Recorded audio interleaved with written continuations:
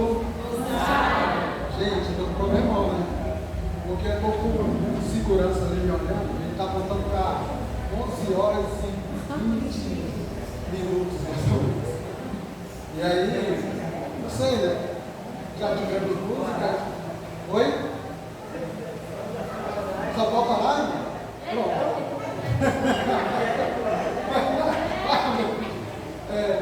Eu gostaria de pedir às irmãs, né? Isso aqui é o que é fotorista, né? Toda a autoridade que foi me dada. Eu só quero relembrar aqui para os irmãos que nós temos duas visitinhas aqui importantes que foram esquecidas. Foram a minha sobrinha Alice, está ali sentadinha, e tem a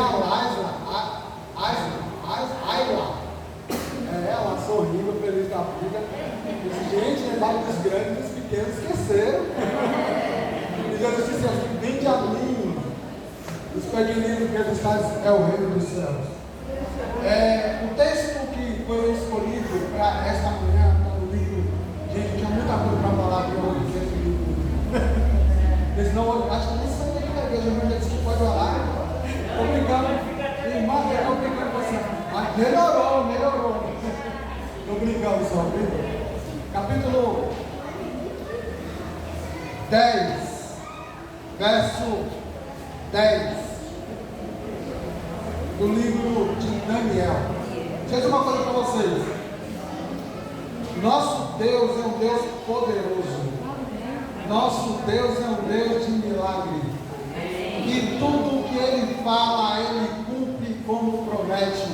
E se não se cumpre, não é Deus. A palavra dele não volta vazia. E o texto que nós lemos hoje pela manhã fala de um profeta que foi levado cativo para a Babilônia. E essa história desse profeta, ela começa lá no livro de 2 Crônicas. No final do livro de 2 Crônicas. Quando Deus já não suportava mais olhar para o povo e ver o povo envolvido com coisas que não agradavam a Ele. E essa semana, eu estava olhando dos pastores que eu conheço aí falando, ele falou: gente, parece que o povo adventista está no gelo. Tem um filme aí que é a Era do Gelo, né? Porque as coisas estão acontecendo e a gente está fazendo que não está acontecendo nada. Mas com Daniel não foi diferente. Daniel estava atento à profecia. E o que é que acontece? Daniel, ele resolveu pedir auxílio a Deus. Capítulo 9 do livro de Daniel, no verso 1, diz assim: no primeiro ano de Dário, filho de Assuero, da linhagem dos Medos e Persas, o qual foi constituído rei sobre o reino dos caldeus. No primeiro ano do seu reinado, eu, Daniel, entendi pelos livros que o número dos anos que se falara ao Senhor, ao profeta Jeremias, que haviam de durar a assolação de Jerusalém, era de... Só irmão meu, era de... Vamos falar junto, era de 70 anos, acorda, povo. E aí o que acontece? Voltei o rosto ao Senhor Deus para o buscar com o quê? E o que mais? Oração, súplica. E o que mais? Pão de saco e cinza. Seguindo o verso 4: orei ao Senhor meu Deus e fiz o quê? Confessei a Senhor Deus grande e temível, que guarda a aliança e a misericórdia para com todos os que o amam e fazem o quê? Daniel tinha sido levado cativo para a Babilônia e ele começou a contar os anos. Né? Daniel era um estudante da palavra de Deus. E sabe o que acontece? Ele começou a perceber que tinha chegado o ano do ponto de partida para a vinda do Messias. E qual é o ponto de partida? A reconstrução do templo de Jerusalém. O povo de Israel estava triste, desamparado, porque tinha sido destruído a mais bela, a maravilha, né, que tinha entre eles, que era o templo de Jerusalém, construído pelo rei. Qual foi o rei? Salomão. Davi fez o preparativo, irmão, e Salomão construiu. Salomão não pôde construir o templo porque era um homem de guerra. Salomão, ele só fez os preparativos, e Salomão construiu o templo, e esse templo foi destruído. Gente, a destruição do templo de Jerusalém foi terrível. Muitos morreram, e outros foram levados cativo. Mas passados anos, Daniel começou a orar, e ele orou a Deus, ele pediu a Deus que atendesse a oração dele. E olha só o que nós lemos aqui no início, capítulo 10 agora, no verso, vamos ler no 10, capítulo 10, verso 10, diz assim: eis que certa mão me tocou, sacudiu-me e me pôs sobre os meus joelhos e as palmas das minhas mãos. E ele me disse: Daniel, homem o quê? Desde o primeiro dia em que aplicaste o coração a compreender e a humilhar-te perante o teu Deus, foram ouvidas as tuas palavras, e por causa das tuas palavras é que eu vim. Mas o príncipe do reino da Pérsia me resistiu por 21 dias, porém Miguel, um dos primeiros príncipes, veio para ajudar-me, e eu obtive vitória sobre o rei da Pérsia. Agora vim fazer-te entender o que há de suceder ao teu povo nos últimos dias, porque a visão refere-se ainda a tempos distantes. Essa visão que ele teve era uma visão que Deus estava dizendo que ele tinha descido, mandado alguém descer para falar com ele. A tua oração já foi ouvida desde quando você começou a orar. E olha aqui, nesse texto aqui, o anjo chama Daniel como o quê? Muito amado. Gente, eu fico pensando assim, você já pensou você ser chamado por Deus de muito amado, minha amada? Por quê? Por que Daniel foi chamado de minha amada? Porque ele estava preocupado com o tempo. Ele estava interessado na situação do povo de Israel. Vamos voltar, só para a gente entender um pouquinho o que aconteceu. Livro de Esdras, capítulo 1.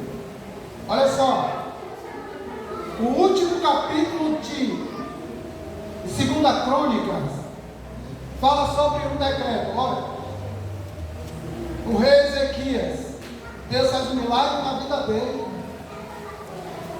E Deus disse assim: olha, Ezequias, porque você prometeu, mostrou que tinha dentro do reino, foi tomado, vai ser tomado. E logo em seguida, nós vemos aqui um decreto do rei Ciro, que foi pronunciado no 2º capítulo do livro de Crônicas, nos últimos versos. Mas no início do livro de Esdras, também fala desse decreto. Parece uma sequência, né, desse decreto. Diz assim: no primeiro ano de Ciro, rei da Pérsia, para que se cumprisse a palavra do Senhor por boca de quem?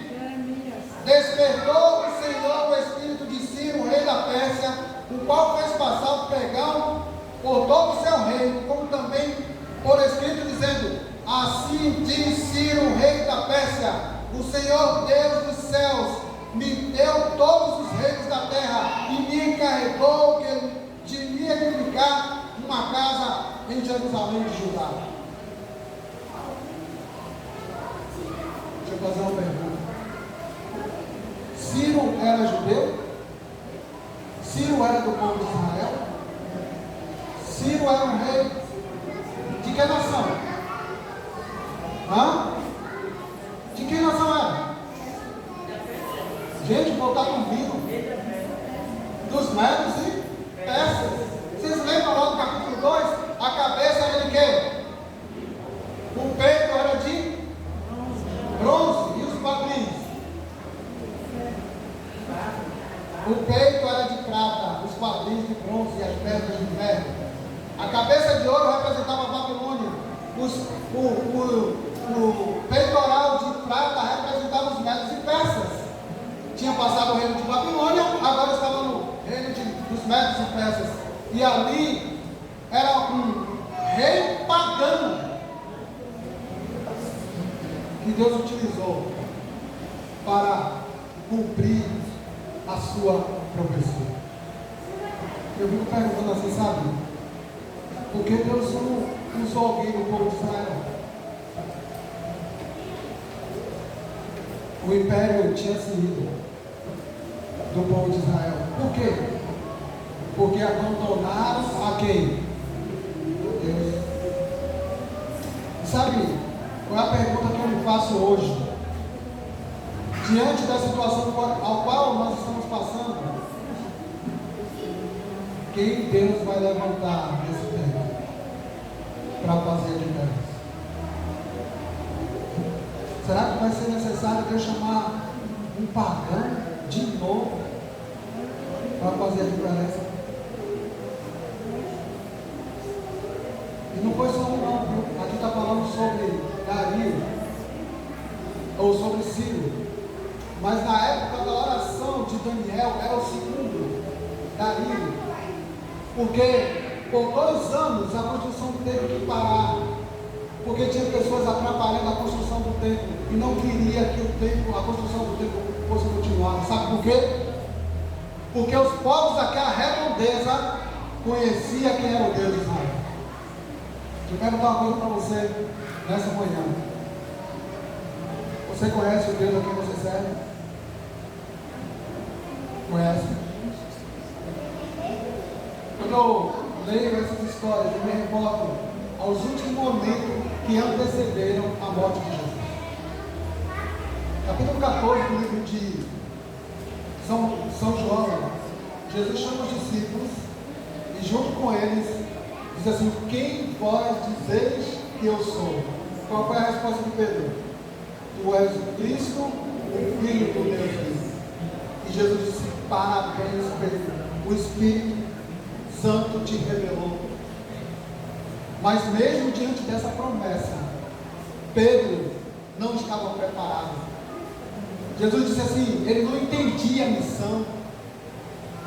Jesus disse: é necessário que eu morra, e ao terceiro dia que eu ressuscite. E Pedro disse assim: o Senhor morrer, se for necessário, eu morro contigo. Jesus foi levado para ser preso. E Pedro, quando viu chegar a turma para prender Jesus, o que ele fez? Ele estava com Jesus ou não estava? Estava ou não estava? Ele pegou a espada e cortou a orelha do soldado. E Jesus disse assim: Pedro, coloca a orelha do soldado no lugar. E daquele momento em diante, Pedro recuou e começa a acompanhar de nós. Eu estou falando de Pedro porque a Bíblia não relata com os outros. Graças a Deus, Pedro, ele se arrependeu. Judas procurou resolver o problema com as suas próprias mãos.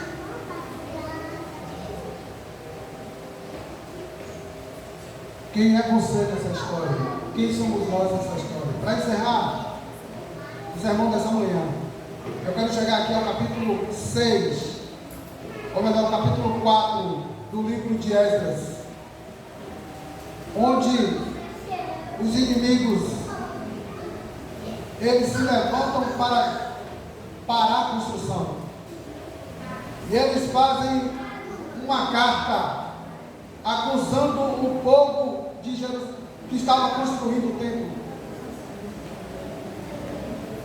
E ele diz assim, olha, no verso 6: no princípio do reinado de Assuero escreveram uma acusação contra os habitantes de Judá e de Jerusalém, nos dias de Artaxerxes, rei de Bislão. E essa carta dizia assim, olha, No verso 11, eis o teor da carta endereçada ao rei Artaxerxes. Teus servos, os homens daqueles do Eufrates, e em tal tempo seja conhecido do rei, que os judeus que subiram de ti vieram a nós a Jerusalém, e eles estão edificando aquela rebelde e malvada cidade, e vão restaurando os seus muros e reparando os seus fundamentos. Saiba ainda o rei, que se aquela cidade se reedificar e os muros se restaurarem, eles não pagarão os seus direitos, os impostos, os pedágios, e assim causarão prejuízos ao rei. Gente, quando o povo de Deus se prepara para se restaurar, o inimigo se levanta para tentar destruir o povo.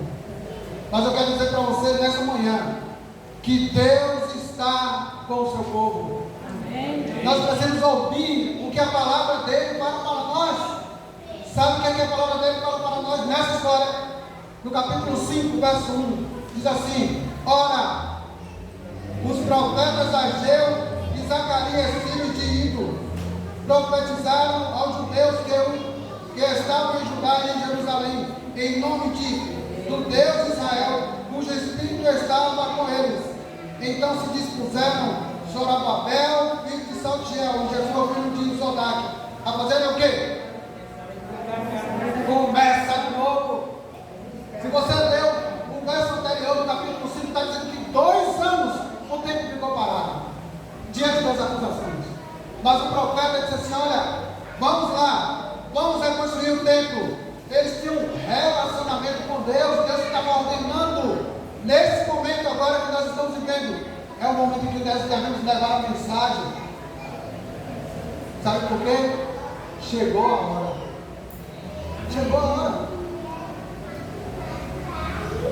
No verso 5 do capítulo 5 diz assim: olha, os olhos de Deus estavam sobre quem?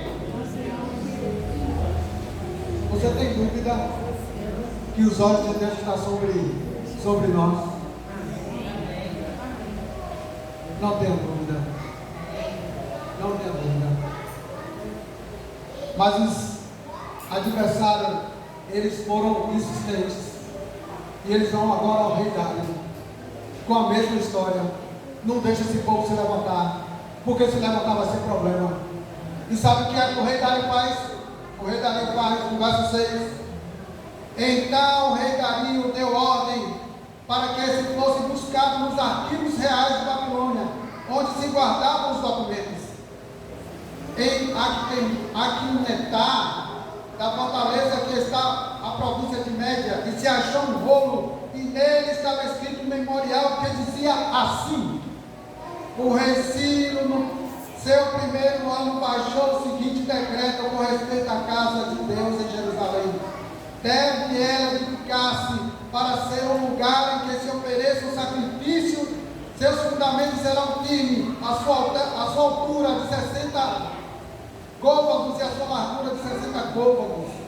No verso 8 diz assim: demais disso, os utensílios de ouro, de prata, da casa de Deus, que Nabucodonosor tirara do templo, que estavam em Jerusalém, levando-os para a Babilônia, serão devolvidos ao templo que está em Jerusalém. Cada utensílio para que seu lugar serão recolocados na casa de Deus.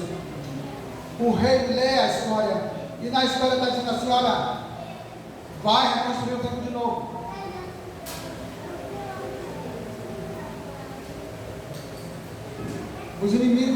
Aos inimigos que foram levar carta, sabe o que foi dito para eles? No verso 6: agora, pois, Tatenai, governador da além do Eufrates, Sestar-Bozenai e seus companheiros, os Afarsaquitas, que estáis para além do rio, retirai-vos para longe dali. Não interrompais a obra desta casa de Deus, para que o governador dos judeus e seus anciões reedifiquem a casa do seu Deus. Esse é o novo decreto. Também por mim se decreta que a vez de fazer a estes anciões dos judeus, para que edifiquem esta casa de Deus, a saber, os da tesouraria real, isto é, os tributos da lei do rio, se pague pontualmente a despesa destes homens, para que não se interrompa a obra.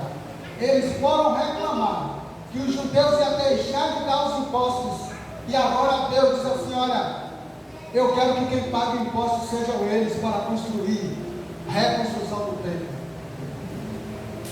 Deixa eu dizer uma coisa para vocês nessa manhã: o que for necessário Deus trazer para que sua obra seja completada, Ele vai fazer. Não importa qual seja o nosso compromisso, Ele vai levantar qualquer um para que essa obra seja efetivada. Concluindo aqui no capítulo 6, verso 13, é o nosso último verso, diz assim: então Tatenai, o governador daqui de Eufrates, Setar, Bozenai e seus companheiros assim o fizeram, pontualmente, segundo o decreto do rei Dário. Os anciões dos judeus iam edificando e prosperando em virtude do que se profetizaram os profetas Ageu e Zacarias, filho do Ido. Edificaram a casa, terminaram segundo o mandato do Deus de Israel, e segundo o decreto de Ciro, de Dário de Artaxerxes, rei da Pérsia. E acabou esta casa no dia 3º do mês de Adar, o 6º ano do reinado, para que se cumprisse a palavra do Senhor. Irmãos, a graça de Deus está para aqueles que o buscam. E a gente chama essa graça de providência na nossa vida. Isso aqui é uma história que eu li. Uma história onde Deus cumpre, através de muitos problemas, a sua promessa diante do povo de Israel. E sabe o que eu quero dizer para você nessa manhã? Não sei o que está acontecendo na tua família, não sei o que está acontecendo no teu trabalho, não sei o que está acontecendo na tua vida, mas esse mesmo inimigo que atuou no passado, ele atua no presente. Misericórdia. Misericórdia.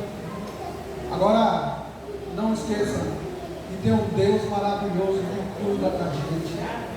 E Ele é mais poderoso do que esse inimigo. E se Ele fez esse templo ser reconstruído, não se engane, porque as promessas dele para a nossa vida serão cumpridas. Breve Jesus. Deixa eu dizer uma coisa para vocês. Hoje existe esse templo, ainda existe esse templo ainda hoje. Existe o templo de Jerusalém hoje? Existe ou não? Não existe. O templo foi destruído pela segunda vez. Sabemos isso? Mas a promessa existe de que nós iremos morar na nova. Pois é. E sabe onde se finda essa profecia? Vamos abrir nossa Bíblia no livro de Apocalipse, capítulo 21. Do Gênesis ao Apocalipse, você sabe como Deus se apresenta para nós? Como Deus Todo-Poderoso, o Deus Criador dos céus e da terra. E Ele aqui, no capítulo 21, Ele mostra para João, lá na ilha de Patmos, a verdadeira Jerusalém. Diz assim: vi novo céu e nova terra, pois o primeiro céu e a primeira terra passaram e o mar já não. Vi também o quê? A cidade santa, a nova, e ela vem de onde? Do céu, da parte de Deus, ataviada como noiva adornada para o seu esposo. Sabe quem vai estar lá nessa cidade? Quem quer estar nessa cidade? Eu quero estar lá nessa cidade. Essa cidade é o terceiro. Os dois templos eram réplica dessa cidade. Nós vamos para a cidade verdadeira. Esse templo era o templo que Moisés sonhou na terra de Canaã. E aquelas tendas que eles carregaram 40 anos serem transformadas no templo. A casa de Deus não foi. Nós estamos no percurso da história. Em breve Jesus vai voltar. Aconteça o que aconteceu na tua vida, não desista. Não desista. Hoje pela manhã entrei aqui na sala. Eu encontrei uma jovem.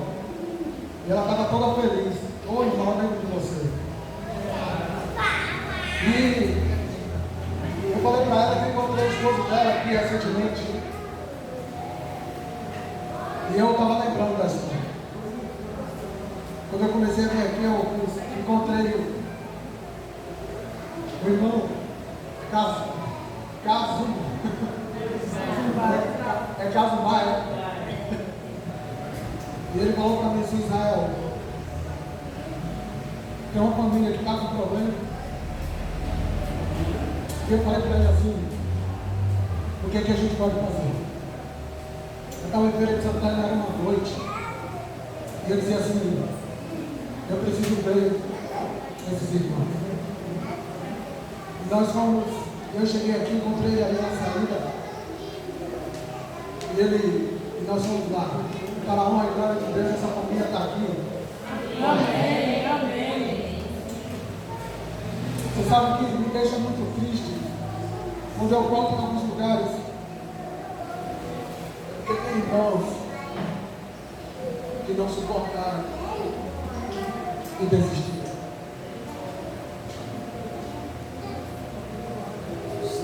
Mas se alguém hoje aqui está passando por algum problema e pensando em desistir, busque a Deus. Faça como Daniel. Você viu que o anjo disse para ele? Quando você se ajoelhou, eu já tinha atendido o teu pedido. Deus sabe o que está no seu coração. Ele sabe das suas ansiedades. Ele sabe das suas necessidades. Nos momentos difíceis da tua vida, Ele está do teu lado, dizendo para você assim, eu não vou te deixar sozinho. Que Deus nos abençoe, para que a graça maravilhosa dele tome conta da nossa vida. E que em breve nós possamos estar preparados para encontrar com o nosso Senhor. Alguém falou que tinha uma música para cantar, não sei. Mas, não sei por causa do horário, né?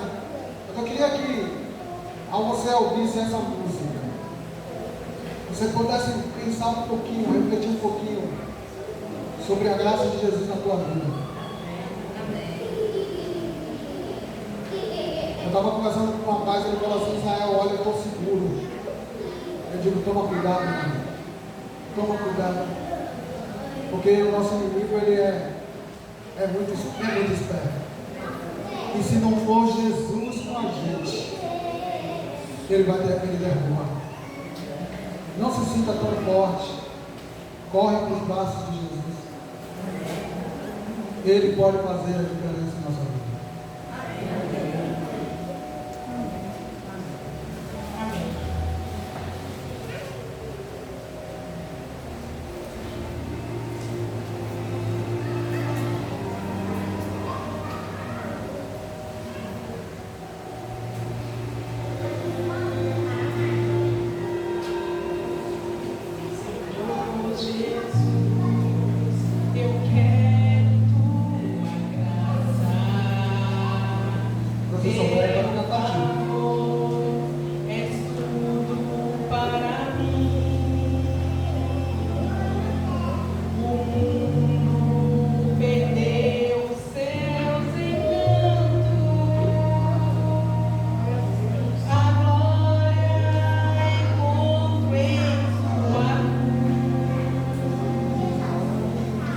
Graça me basta, Senhor.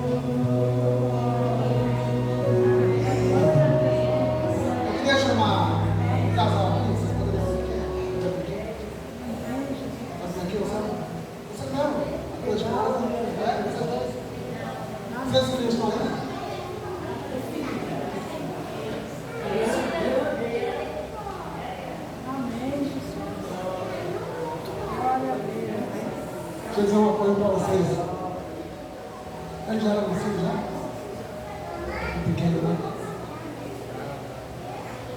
Eu quero dizer uma coisa para vocês. Nós somos pecadores. E a gente não. Olha para a gente não pode servir de exemplo para ninguém, sabe? E a gente olha para nós mesmos e a gente vê quantas vezes nós caímos. Mas tu está aqui, mano. Com tua família pela graça de Deus. Prossegue firme. Eu quero encontrar com vocês, sabe onde? No céu. Nós possamos lutar uns com os outros. Lutar uns com os outros. Você me dava tanta história, sabe? Vou contar aqui as histórias. Vou passar aqui. A irmã falou assim: irmão, o senhor está repetindo uma história aqui na classe. O senhor contou para mim, para a gente. Não, essa história aconteceu esses dias, é nova. Sabe, meu sonho é um dia sentar lá no céu com eles. E quem sabe com Daniel. Sabe, a gente lá passou por problemas. E Daniel foi, rapaz. Passamos por problemas. Mas na minha época também eu passei por muitos problemas. Mas eu confiei na graça de Jesus. Daniel não viu Jesus morrer. Não sabe da história. Nós também não vimos. Mas já estamos lá na frente, viu? Nós já estamos na frente. E Daniel não viu Jesus morrer. Ele apenas acreditava que haveria de ter um filho nascido da mulher para esmagar a cabeça da serpente. Jesus já veio. Já morreu. Agora vem a segunda parte. A gente está no meio da história. Que Deus possa nos abençoar. Amém. Grandioso Deus e Pai que estás nos céus. Nessa manhã eu quero louvar o teu nome por essa família, Senhor. Amém. Eu sei que eles têm passado por problemas, têm passado por dificuldades, Senhor. Mas o Senhor os tem sustentado. Vai derramar uma bênção, Senhor, sobre essa família cada dia. E que eles possam se manter firmes olhando para o Senhor. Não é que eles venham ser exemplo para a igreja, porque o maior exemplo é o Senhor.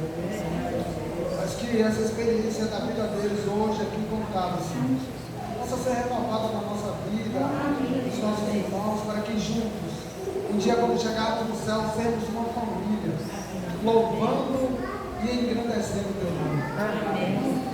Não tenho dúvida que a tua graça e a tua glória nos envolvem e afasta o inimigo da nossa vida, permitindo-nos seguir em frente. Foi isso que aconteceu lá com o povo de Israel na reconstrução do templo. O Senhor deu ordem a um rei pagão. E sabe, Senhor, que o Senhor vai usar aqui para nos ajudar também. Nos dá a sua paz, nos leva de volta aos nossos lares, na tua companhia. É o que nós te pedimos e já agradecemos em nome de Jesus. Amém.